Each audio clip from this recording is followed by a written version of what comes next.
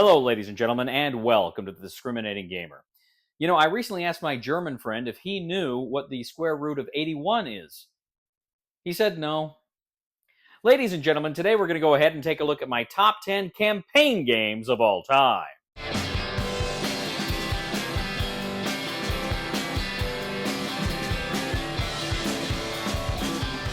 All right, ladies and gentlemen, today we're going to take a look at my top 10 campaign games of all time. Before I do that, I just want to clarify I have not completed most of these. Many of them I've only played several missions into. A few of them I did complete, but generally, I just wanted you to know I'm not necessarily rating the campaign as a whole, but my experiences with these campaign games. So let me go ahead and jump right into the list. My number 10 is Resident Evil 3.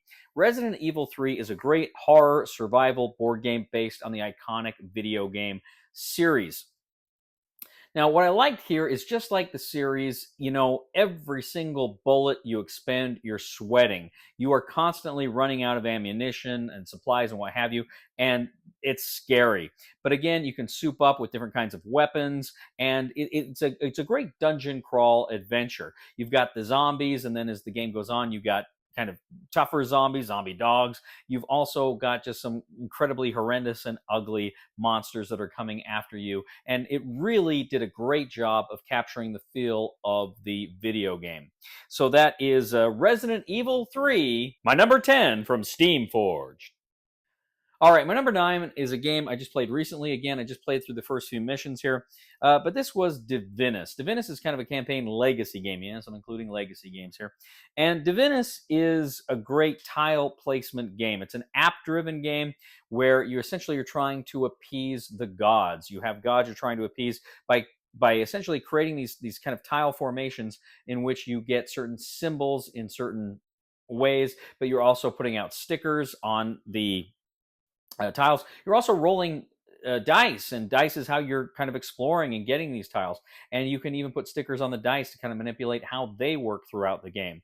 Again, it's app driven, so you have some fun surprises along the way. You're directed to read certain things in the rule book, so there's some text and story here that are really, really well done.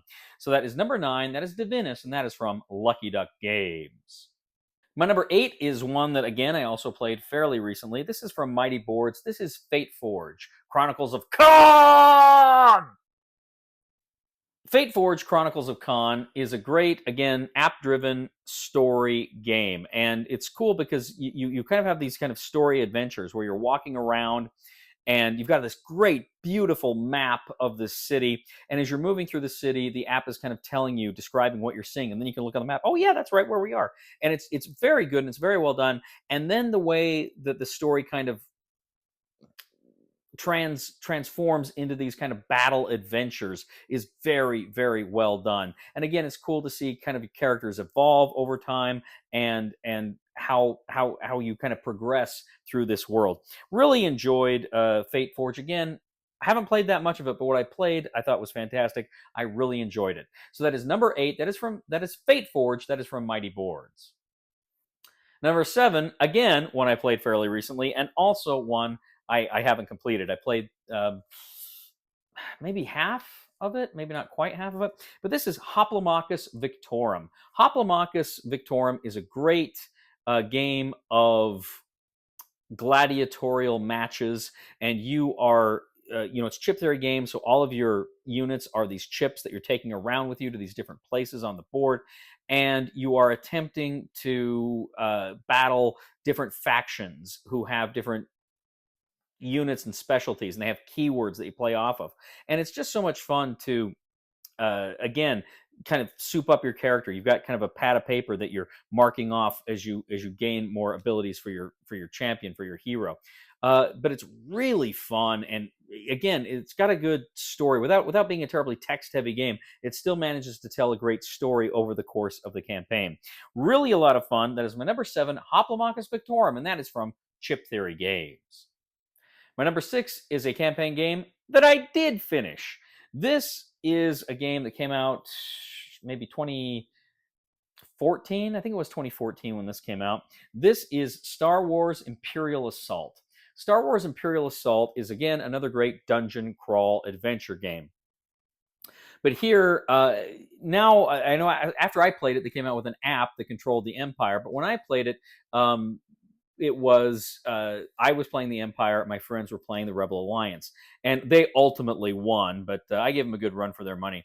But again, it's fun to see these Star Wars characters, and these are not the basic characters you're playing are not, they're created characters for this game.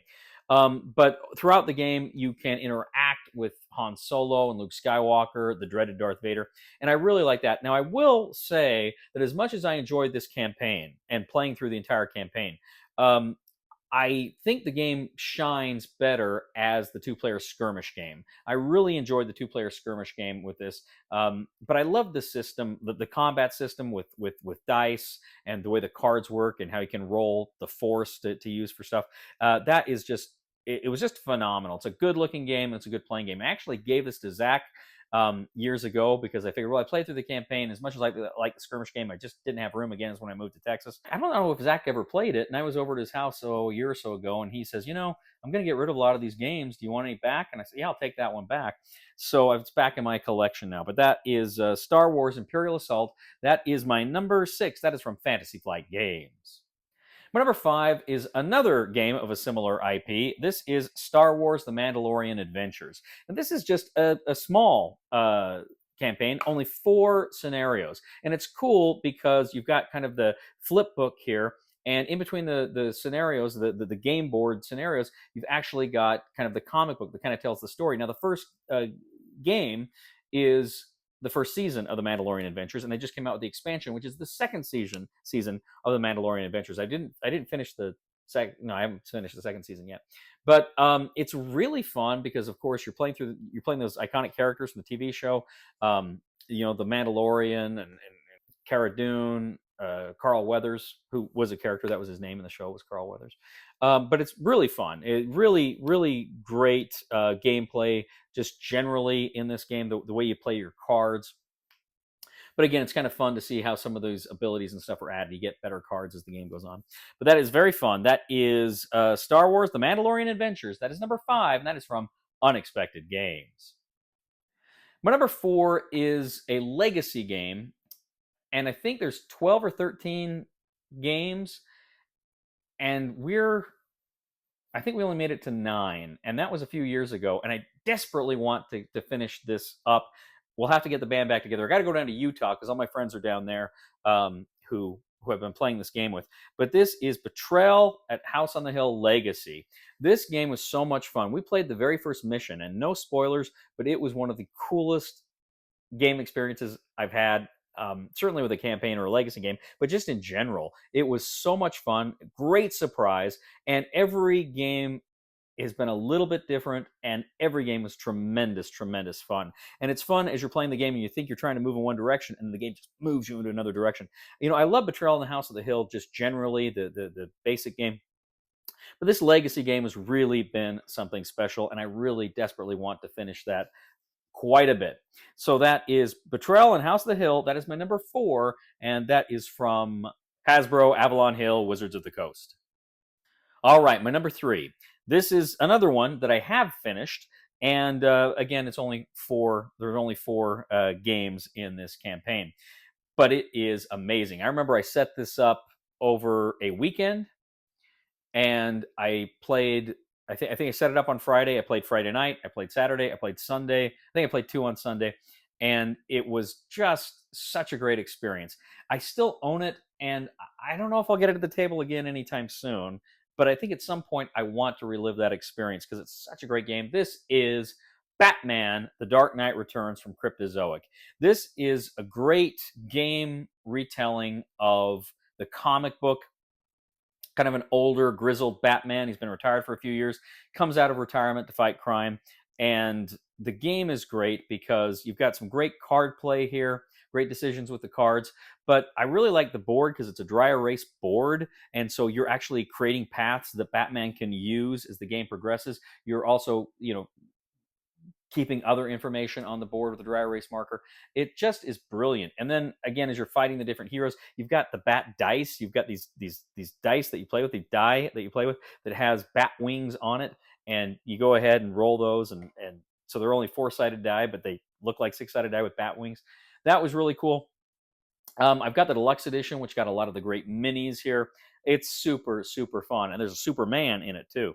But absolutely love Batman The Dark Knight Returns. One of my favorite experiences. It's a solo game that I really, really had a lot of fun with. So that is number 3, Batman The Dark Knight Returns. That is from Cryptozoic Entertainment. My number 2, another game, a campaign game that I finished. Again, this was, I think it was only 5 missions. And the game itself is not a campaign game, but this is a campaign expansion that allows you to go ahead and play the game for 5 games as a campaign. This is the G.I. Joe deck building game, Raise the Flag expansion. So Raise the Flag is really cool because, first of all, if you get the accessory box, you can make a little cardboard aircraft carrier.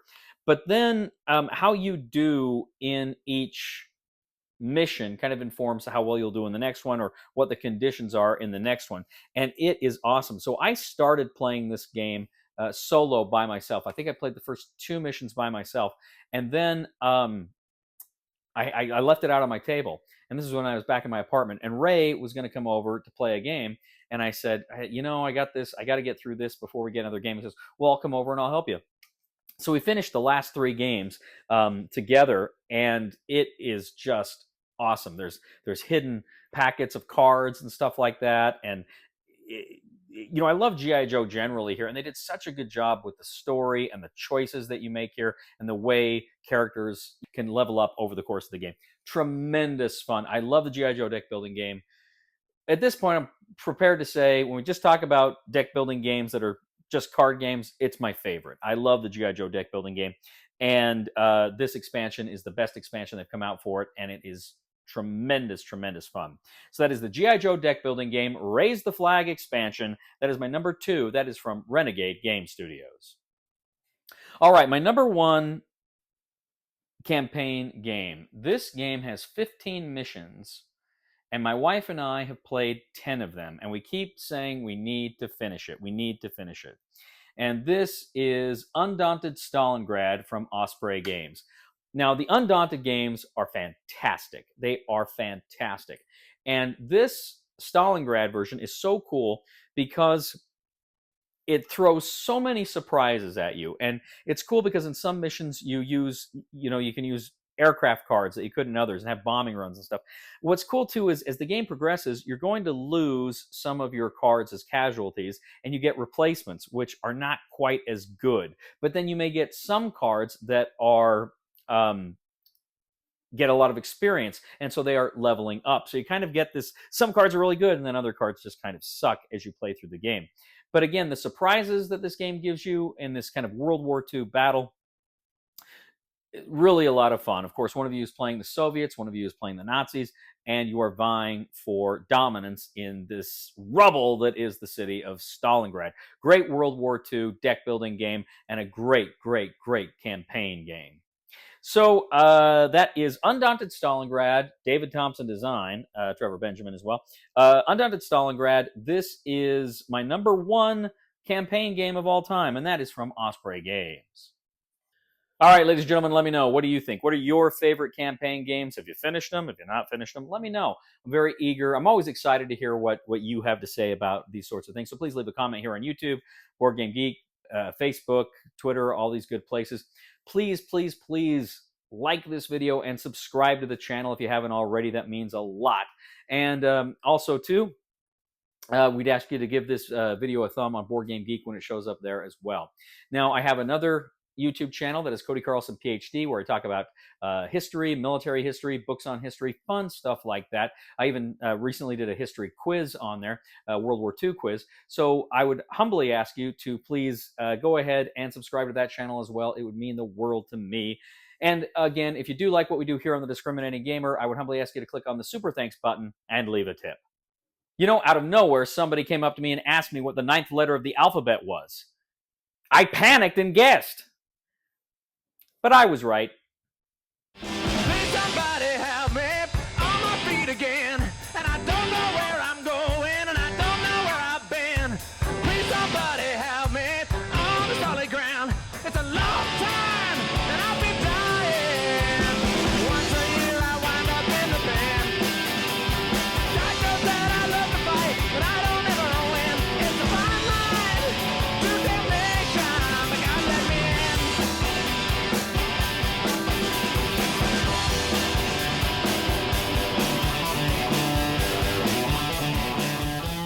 And now, the answer to today's pop music quiz. The answer is Billy Preston. That's right, from Nothing from Nothing fame, Billy Preston is the answer. And now, let me check the comments here in YouTube. And, the winner, once again, Zach Zembrunnen. Zach Zembrunnen has won a copy of my autobiography, Cody Dazzle Me. Thank you, everybody, and take care.